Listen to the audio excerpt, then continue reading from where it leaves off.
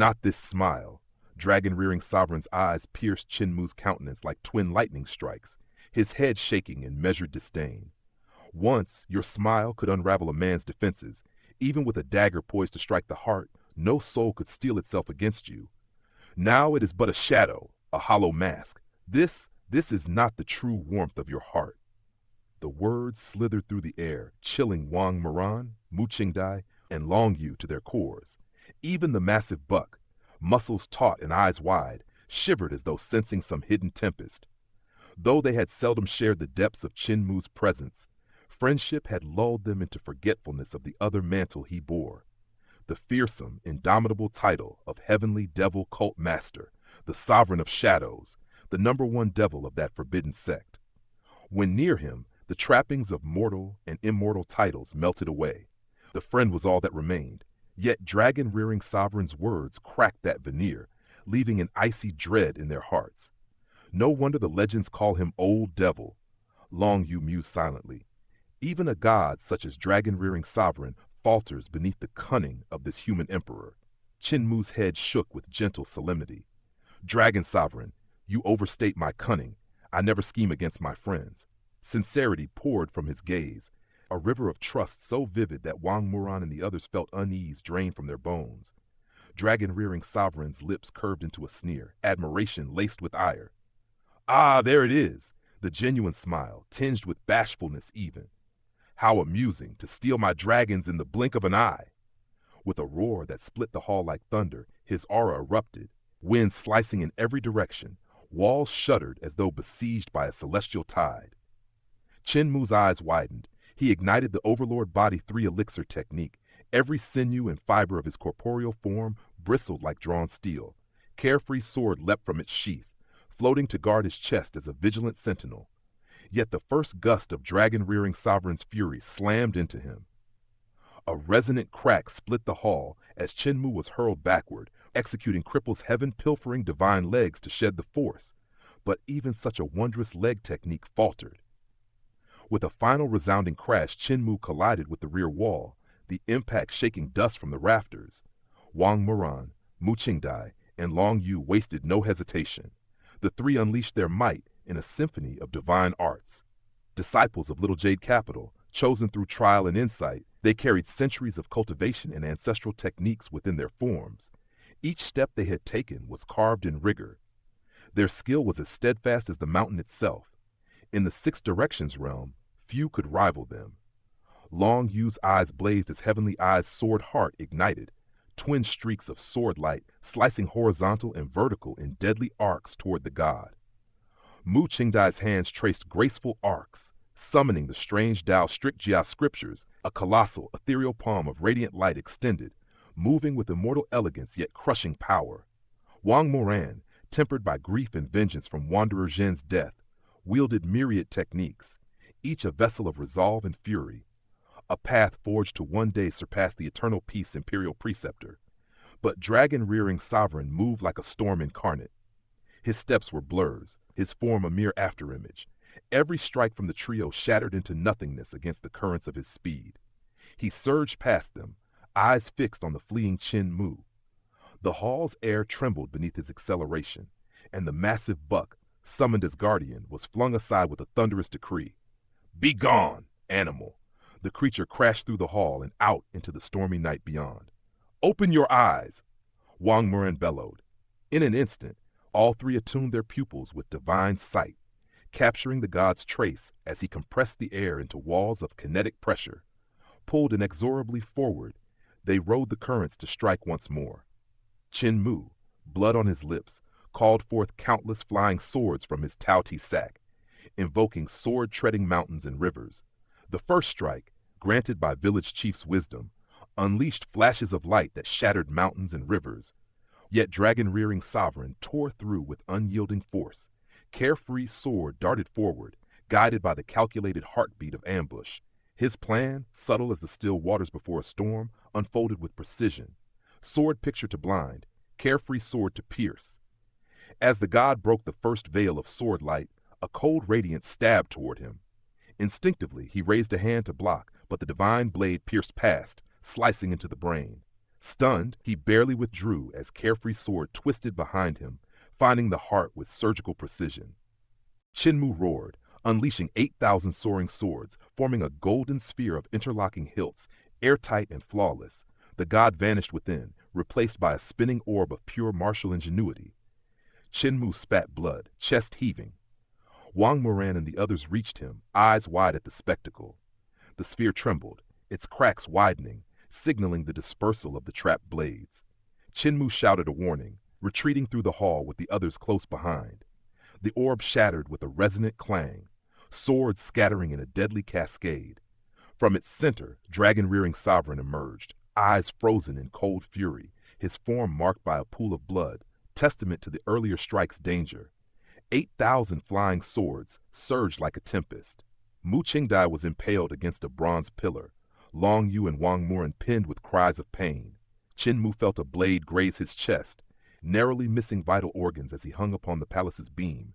Outside, the buck collided with the storm of swords, thrown back by sheer force. Blood spattered from Chenmu's mouth, his gaze steely. Emperor's disc burst forth from his Tao-Ti sack, shaped into the dragon jade, inscriptions flowing in eternal motion. "Take me, but spare my friends," he cried. Dragon-rearing sovereign reached for it, desire and rage flickering in his eyes. "True dragon lord, mine by right!" Yet realization dawned as he recoiled. Poison, cunning, and betrayal twisted through the jade's form. His body writhed, blistering, dissolving like ice on molten steel. Tiny flood dragons shrieked from his form, struggling for freedom, some severed asunder, some half consumed by the divine collapse. Wang Moran and the others froze, minds reeling from the revelation. Chenmu yanked the blade through himself, dropped and rose, pouring dragon saliva upon his wounds, voice firm and just, "If I cannot win by force, then I shall win by poison." The disciples, awestruck, watched as the human emperor stood resolute, the very embodiment of strategy and martial virtue. Long Yu thought, silently admiring loyalty transcending fear, even from the one who bore the mantle of heavenly devil cult master. In the eyes of mortals, striking with poison when one could not prevail was the act of a scoundrel, a vile measure that stirred outrage across the lands. This was why the jade-faced Poison King had once roused the fury of countless souls. Yet for Chenmu such morality held no sway. In his mind, deploying poison against an opponent beyond one's immediate strength was not cowardice, but a rightful stratagem. To strike with poison was to answer force with cunning, to assert one's mastery in the unseen arts. His reasoning was simple. If they dared to confront me without heed, then to poison them was a fitting retribution. The adversary before them was no ordinary being. Dragon-rearing sovereign, a deity of the high heavens, towered far above mortal comprehension. Even the clone birthed from his freshest blood brimmed with godly potency, a force that could easily overwhelm practitioners of the celestial being realm. Against such power, Chenmu and his companions were but fledglings. Thus, poisoning the god was a legitimate counter, a strike at the heart of celestial arrogance.